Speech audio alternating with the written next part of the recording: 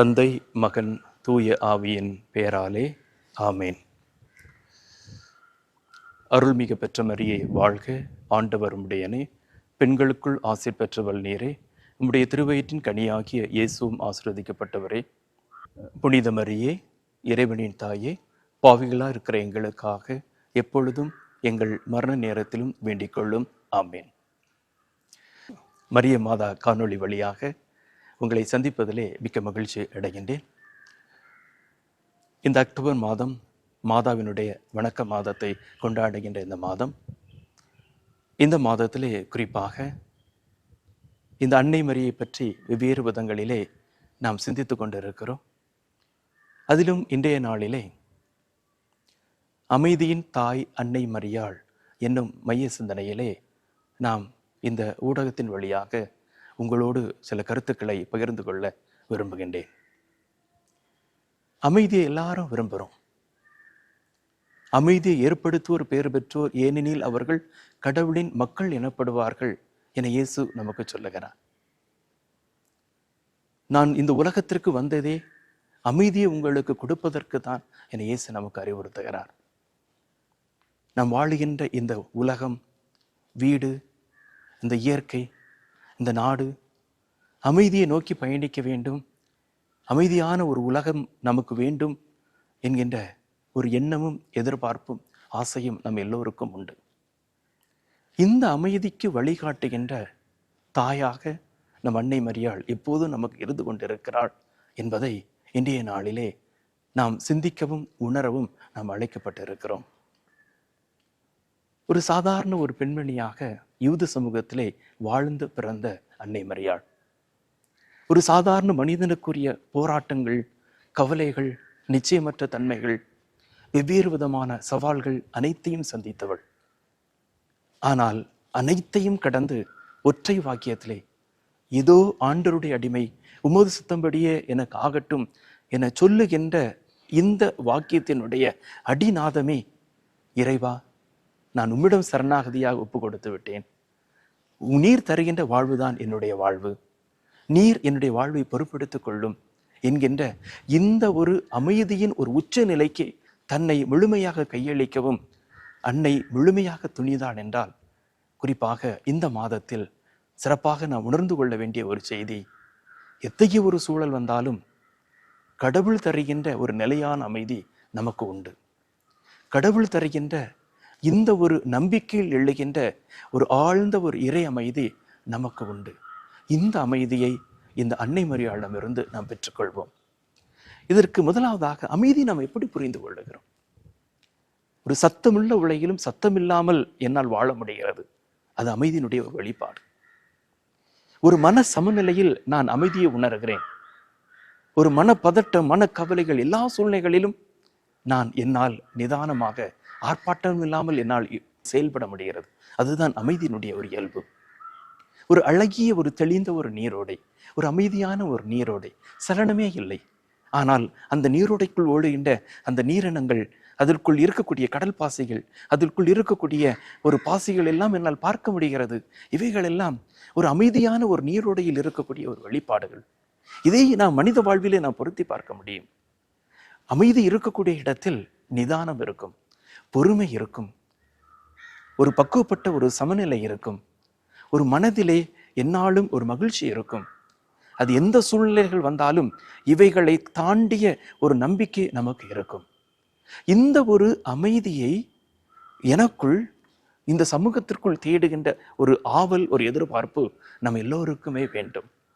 இந்த ஒரு அமைதியை நான் புற உலகில் நான் தேடுவதை விட என்னுடைய அகத்திற்குள்ளாக, என்னுடைய அடி ஆழத்திற்குள்ளாக, என்னுடைய ஆன்மாவுக்குள்ளாக, என்னுடைய உள் ஆழத்திற்குள்ளாக இந்த அமைதியை நான் கண்டுணர குறிப்பாக அன்னை மரி நமக்கு வழிகாட்டுகிறார்.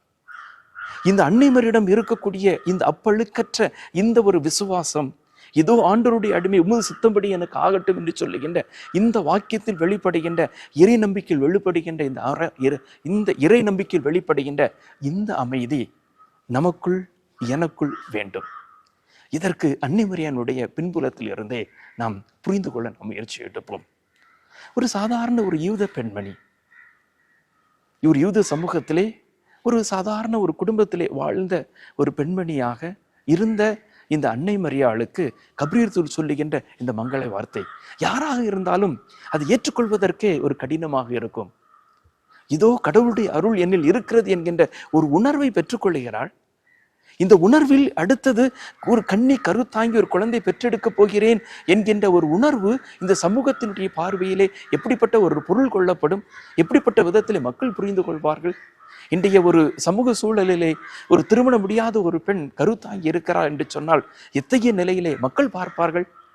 அதற்கு அடுத்தபடியாக ஒவ்வொரு சமயத்திலும் கப்ரியேல் சொல்லுகின்ற வார்த்தை, அடுத்தபடியாக இயேசுவை பிறப்பெடுக்கக்கூடிய சமயத்தில் வருகின்ற ஒரு சவால்கள், அனைத்து சூழ்நிலைகளிலும் மரியாள் நிதானமாக ஆர்ப்பாட்டம் இல்லாமல் சமநிலையோடு தன்னுடைய உள்ளார்ந்த ஒரு இறை நம்பிக்கையின் வெளிப்பாடாக இதோ ஆண்டவருடைய அடிமை என சொல்ல முடிந்தது என்று சொன்னால் அத்தகைய ஒரு ஆழமான ஒரு உள் அமைதி அவளிடம் இருந்த ஒரு ஆழமான ஒரு இறை தேடலுடைய ஒரு வெளிப்பாடு. இந்த ஒரு தேடல் அது வெவ்வேறு தருணங்களில் அது வெளிப்பட்டது. அது விமர்சனங்கள், தடுமாற்றங்கள், ஏளன பேச்சுக்கள், வெவ்வேறு விதமான குறைபாடான சொற்கள் அனைத்திலும் அன்னை மரியாள் நிதானித்து கடந்து போய்கொண்டே இருக்கிறாள். இவைகள் அனைத்தும் கடவுளால் நிகழ்கிறது, கடவுளுடைய அருளால் நிகழ்கிறது, கடவுளுடைய ஒரு திட்டத்தால் நடைபெறுகிறது என உணர்ந்தவள் அதை முழுமையாக சரணாகதியாக ஒப்பு கொடுக்கிறாள். அப்போ நம்மை கடந்த ஒரு செயல்பாடு இருக்கிறது என்கின்ற உணர்வை நாம் புரிந்து கொள்ளுகின்ற தருணத்தில், அது இறைவனால் எனக்கு நடைபெறுகிறது என தெரிந்து கொள்ளுகின்ற தருணத்தில் நான் பெற்றுக்கொள்ளுகின்ற ஒரு ஆழமான ஒரு உள்ளுணர்வு இறை அமைதி, மன அமைதி. இது என்னால் முடிஞ்சதை நான் செஞ்சுட்டேன், இனி கடவுள் பார்த்துக்குவார், நான் என் வேலையை நான் செய்கிறேன். இதுதான் அன்னை மரியாளிடம் இருந்த ஒரு அடிப்படை உணர்வாக இருக்க முடியும். இதோ ஆண்டவருடைய அடிமை, சொற்படியே எனக்காகட்டும். காரணம், அனைத்து நிகழ்வுகளுமே இயேசுடைய பிறப்பை ஒட்டி வருகின்ற ஒவ்வொரு செயல்பாடுகள், நிகழ்வுகள் வெவ்வேறு விதமான சிக்கல்களையும் வெவ்வேறு விதமான மனக்குழப்பங்களையும் ஏற்படுத்தக்கூடியது. பயம் இருந்திருக்கலாம், கவலை இருந்திருக்கலாம், மனப்பதட்டம் இருந்திருக்கலாம், சோர்வு இருந்திருக்கலாம், வெவ்வேறு விதமான சமூகத்துக்காரர்கள் ஏற்றுக்கொள்வார்களா ஏற்றுக்கொள்ள மாட்டார்களா என்கின்ற வெவ்வேறு விதமான கவலை உணர்வு இருந்திருக்கலாம். ஆனால் அன்னை மரியாளிடம் இருந்த அந்த ஒரு இறை அமைதி, இறை நம்பிக்கையில் தோன்றிய அமைதி, அது தெளிவாக வெளிப்பட்டது.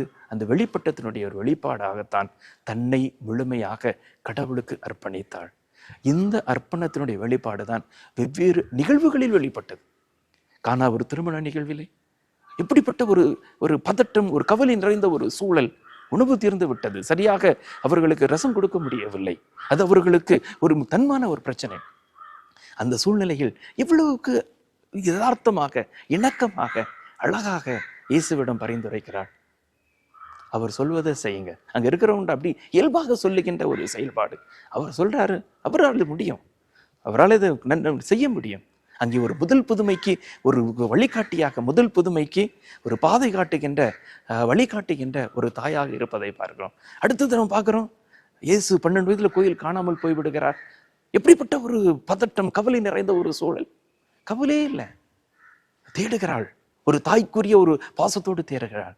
அந்த இயேசுவை பார்த்தவுடன் சொல்லுகின்ற ஒரு வார்த்தை எவ்வளவு நிதானமாக, எவ்வளவுக்கு ஒரு மன சலனமின்றி பொறுப்போட ஒரு தாயாக அழகா கேட்கிறான், மகனே ஏன் இப்படி செஞ்ச?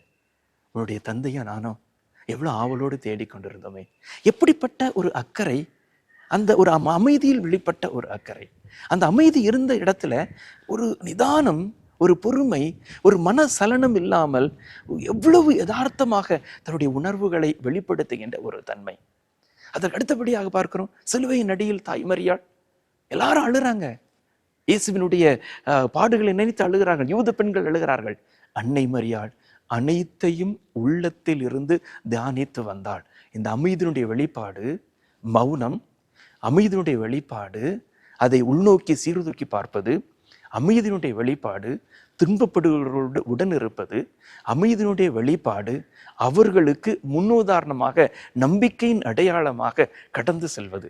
ஆகவே தான் முதல் கிறிஸ்தவர்கள், முதல் சீடர்கள் எல்லோரும் சோர்வுற்று இருக்கக்கூடிய நேரத்திலே தாய் மரியாளோடு அனைவரும் கூடியிருந்து ஜெபிக்கிறார்கள், அவர்கள் மேல்மாடிகளை கூடியிருந்தார்கள் என திருத்துரு பணிகளிலே நாம் வாசிக்கிறோம்.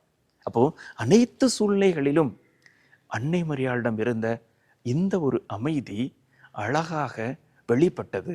ஒரு தாய்க்குரிய பண்போடு தன்னுடைய பாசத்தை வெளிப்படுத்துகிறார். அந்த சமூக சூழலிலே வேறு விதமான யதார்த்தமான ஒரு சவால்களிலே அதை நிதானமாக எதிர்கொண்டு ஒரு அமைதியின் வடிவமாக, அமைதியின் தாயாக, அமைதியின் ஒரு உருவமாக இன்றைக்கு நம்முன் எப்போதும் பரிணமித்து கொண்டே இருக்கிறார். இந்த தாயிடமிருந்து கற்றுக்கொள்ள வேண்டிய பாடங்களாக 3 பாடங்களை தெளிவாக நாம் எடுத்துக்கொள்ள முடியும். எத்தகைய சூழல் வந்தாலும் இறை நம்பிக்கை என்னில் இருக்கக்கூடிய நேரத்தில் என்னிடம் ஆழமாக உருவாவது இந்த அமைதி. இறை நம்பிக்கையில் பலமாக பிடித்துக்கொள்ளும். காரணம், கடவுள் என்னை ஒருபோதும் கைவிட மாட்டார். கடவுளுடைய அருள் என்னில் செயலாற்றுகிறது என கப்ரியேல் தூதர் சொல்லுகின்ற தருணத்திலே அதைத்தான் ஒவ்வொரு முறை மங்கள வார்த்தை ஜெபத்தில் சொன்னோம். அருள்மிகு பெற்ற மரியே வாழ்க, ஆண்டவர் உம்முடனே. இந்த வார்த்தைக்கு பொருள் புரிந்தவள், அதனுடைய செயலாக்கமாக எல்லா சூழ்நிலைகளிலும் இந்த அமைதியை உணர்ந்தவள், இந்த அமைதியை நமக்குள், நம்முடைய குடும்பத்திற்குள் பெறுகின்ற ஒரு வாய்க்காலாக, ஒரு வழிகாட்டியாக இன்றைக்கு இருக்கிறார். நாம் நினைத்தது நடக்காமல் இருக்கலாம். சில நேரங்களிலே சமூக ஏளனங்கள் இருக்கலாம், விமர்சனங்கள் இருக்கலாம், சில நேரங்களிலே தடைகள் வரலாம். ஆனால் அனைத்து சூழ்நிலைகளிலும் நிதானமாக இது கடவுளுடைய திருவிழம், கடவுள் எனக்கென்று ஒரு திட்டத்தை வைத்திருக்கிறார், நான் முழுமையாக நம்புகிறேன், அது நான் ஏற்றுக்கொள்கிறேன். காரணம், இந்த நம்பிக்கை தான் என்னை நிதானத்தோடு பக்குவப்பட்ட ஒரு வாழ்விலே மன அமைதியிலே திளைப்பதற்கு எனக்கு வழிகாட்டும். இது முதலாவதாக அன்னை மரியாளிடமிருந்து நாம் கற்றுக்கொள்ளுகின்ற ஒரு பாடம். இரண்டாவதாக, இந்த அமைதியின் வடிவமான இயேசுவை நமக்கு தந்தவள். இந்த இயேசுவை சுமந்ததாலும், இந்த இயேசுவை நமக்கு கொடுத்ததாலும், இந்த இயேசுவை கொடுத்ததன் மூலமாக நம் அனைவருமே அமைதி உங்களுக்கு குறித்தாக என்று சொல்லுகின்ற இந்த ஒரு வாழ்த்தை நாம் பெறுவதற்கு இந்த தாய்மரியால் நமக்கு வழிகாட்டுகிறார். ஆகவே அமைதியை பரவுகின்ற, அமைதியை பரவலாக்கம் செய்கின்ற ஒரு இடமாக நாம் இருக்க வேண்டும். எந்த ஒரு சூழ்நிலையில வந்தாலும், ஒரு குடும்பத்துல எல்லாரும் சேர்ந்திருக்கக்கூடிய சமயத்தில் ஒரு அமைதியினுடைய கருவியாக, அமைதியின் வாய்க்காலாக, அமைதியை பிறருக்கு கொடுக்கின்ற ஒரு மனிதராக இந்த அன்னை மரியாள் இயேசுவை கொடுத்தது போல நானும் அமைதியை கொடுக்கிறேன், அமைதியின் வடிவமாக நான் இருக்கிறேன் என்கின்ற ஒரு உணர்வை இன்றைக்கு நான் பெற்றுக்கொள்ள வேண்டும். இன்றைக்கு இருக்கக்கூடிய போர்களும் கலகங்களும் போராட்டங்களும் வெவ்வேறு விதமான சிக்கல்களும் நிறைந்த இந்த ஒரு சமூகத்திலே நான் அமைதியின் கருவியாக நான் இருக்கிறேன். மூன்றாவதாக, இந்த அமைதிக்காக சிறப்பாக அன்னை மரியாளிடம் முதல் சீடர்கள் இணைந்து இறைவேண்டல் செய்தது போல அமைதிக்காக ஜெபிக்கின்ற ஒரு அழைப்பு நம் எல்லோருக்குமே உண்டு. இன்றைக்கு நம்முடைய குடும்பத்திலே இறைவா எங்களுக்கு அமைதி தாரும் என வேண்டும், இந்த சமூகத்திலே அமைதி வேண்டும் என வேண்டும், எங்களுடைய மனதில் இருக்கக்கூடிய வெவ்வேறு விதமான சலனங்கள் மறைந்து அமைதியை எங்களுக்கு தாரும் என வேண்டுவோம். சுதிர் காக்கர் என்கின்ற ஒரு உளவியலார் ஆன்மீகத்தை பற்றி பேசுகின்றவர் சொல்லுவார். இந்த ஒரு மன அமைதியை பற்றி பேசும்போது அவர் சொல்லுவார், ஒரு நீரோடை அது மேலே சலனமாக இருக்கக்கூடிய தருணத்தில் அது வெவ்வேறு விதமான ஏற்றத்தாழ்வுகளையும் பாகுபாடுகளையும் உருவாக்கும். எப்போது இந்த நீரோடை அமைதியாகின்ற தருணத்தில் உள்ளே இருக்கக்கூடிய அனைத்து விஷயங்களையும் தெளிவாக புரிந்து கொள்ள முடியும். அதனுடைய உள் ஆழத்திற்கு சென்று அதனுள் இருக்கக்கூடிய இயக்கங்களை நாம் புரிந்து கொள்ள முடியும். இந்த அமைதியை இறைவா எங்களுக்குள், எனக்குள் தாரும். எனக்குள் இருக்கக்கூடிய சமநிலையற்ற நிலையை மாற்றும். இந்த சமநிலையில் அமைதியை பெற்றுக்கொள்ளுகின்ற உணர்வை எங்களுக்கு தாரும். ஆகவே இறைவா, நாங்கள் உம்மிடம் சரணாகதியாக ஒப்புக் கொடுக்கிறோம். அமைதியை தாரும், அமைதியை அனுபவிக்கின்ற மனிதனாக மாற்றும். அமைதியை எங்கள் தாய் அன்னை மரியாள் வழியாக தொடர்ந்து கற்றுக்கொள்ளுகின்ற ஆற்றலை தாரும். எல்லா சூழ்நிலைகளிலும் அமைதியோடு நாங்கள் பயணிக்கக்கூடிய ஆற்றலை தாரும். இந்த அமைதிதான் எங்களுடைய வாழ்வினுடைய ஒரு யதார்த்தம். அமைதிதான் எங்களுடைய ஒரு இறை நம்பிக்கையினுடைய வெளிப்பாடு. அமைதிதான் எங்களுடைய மகிழ்ச்சியினுடைய வெளிப்பாடு. அமைதிதான் எங்களது மன நிறைவினுடைய வெளிப்பாடு. அமைதிதான் எங்களுடைய ஒரு ஒட்டுமொத்தமாக வாழ்வினுடைய நிறைவின் வெளிப்பாடு என்பதை உணர்ந்து கொள்ள எங்களுக்கு வரம் தாரும். அதற்கான அருளை அன்னை மரியாள் வழியாக வேண்டுகிறோம். ஆமென்.